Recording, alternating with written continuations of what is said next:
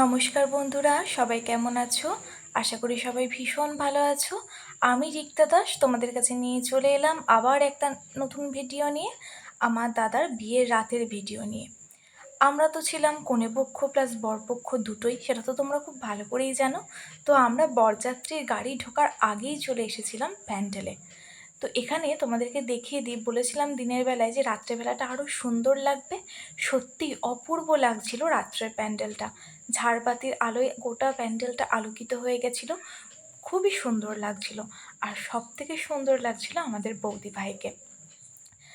আমরা যাওয়ার কিছুক্ষণের মধ্যেই দেখলাম যে বরের গাড়ি চলে এসেছে। বরের গাড়ি চলে আসার সঙ্গে সঙ্গেই তো একটা ব্যস্ততা শুরু হয়ে যায় বরণ করার জন্য। তো এখানে বরের গাড়ি আসার সঙ্গে সঙ্গেই বরকে বরণ করে নেওয়া হলো। প্রথমে এই গাড়িটাই এসেছিল, পরে আস্তে আস্তে বরযাত্রীর গাড়ি এসেছিল। আমাদের মোট 4টে মতন গাড়ি এসেছিল। প্রথমে বৌদি ভাইয়ের মা দাদাকে মিষ্টি জল খাইয়ে নিল, তারপরে বৌদি ভাইয়ের বড় মা খাইয়ে নিল। আচ্ছা, তার সঙ্গে সঙ্গে আমাদের নিতবর মানে আমার ভাই, আমার ছোটো মাসির ছেলে, তাকেও একটু করে মিষ্টি খাইয়ে নেওয়া হয়েছিল। তো এরপরে বরকে ঘরে নিয়ে আসার পালা। এখানে তো একটা নিয়ম থাকেই জানো, যে বরকে কোলে করে নিয়ে আসতে হয়।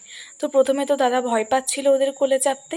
তো পরে আলটিমেটলি ওরা দুজন মিলে, মানে দাদার দুইজন শালা বা সম্বন্ধী মিলে দাদাকে একদম কোলে করে নিয়ে গিয়ে বর আসনের মধ্যে নিয়ে গিয়ে বসিয়ে দিল। আর এই জায়গাটা ছিল দাদার বর আসনের জায়গা, দাদাকে এই জায়গাতে বসতে দেওয়া হয়েছিল।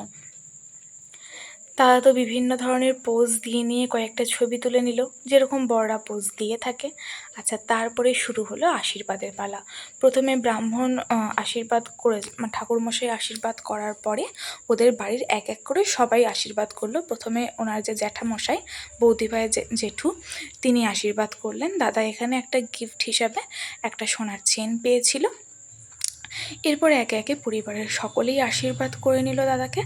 আর এইখানে সেই ফাঁকে আমার পুচকিপাড়া ভাইটা ফুচকা খেতে চলে এসেছে, আমাদেরকে না ডেকেই এসে দেখছি ওর অলরেডি ফুচকা খাওয়া শেষ।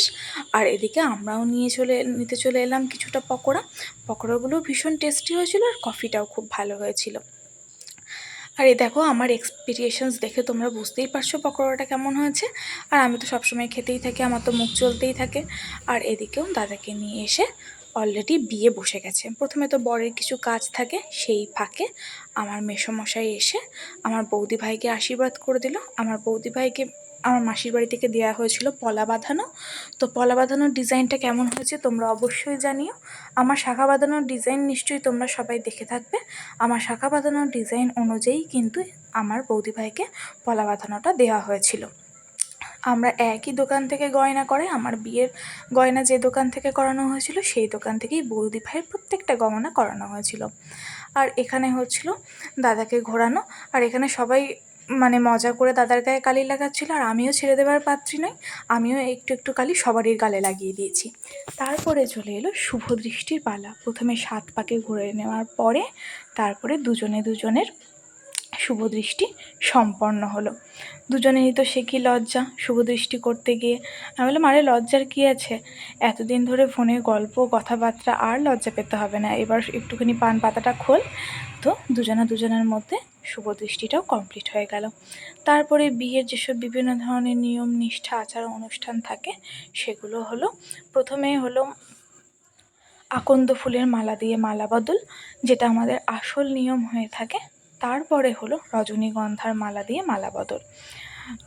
আকন্দ ফুলের মালা বদলটাই হচ্ছে আসল মালা। মালাগুলো এত ছোট ছিল যে মানে বৌদি ভাইয়ের মুকুটটা সেই অনুযায়ী অনেক বড় হয়ে গেছিলো বলে দাদার পুরো মালাটা ঢোকাতেই পারেনি। তো তারপরে বসে গেল বিয়ের অনুষ্ঠান। তো এইখানে হস্তবন্ধন চলছিল। দেখো মণ্ডপটা কি সুন্দর সাজিয়েছে। সব থেকে ভালো লাগছে এখানকার ঝাড়বাতিগুলো, সত্যিই খুব সুন্দর হয়েছিল ঝাড়বাতিগুলো। এই সময়টা দেখলে ভীষণ মনটা কষ্ট হয় যে এত বছর ধরে বাবা মার কাছে থাকার পরে, 20-22 বছর, বাবা যখন কন্যা দান করে দেয়, সম্প্রদান করে দেয়, সেই সেটার মতো কষ্টের মুহূর্ত আর বোধহয় হয় না মেয়েদের কাছে।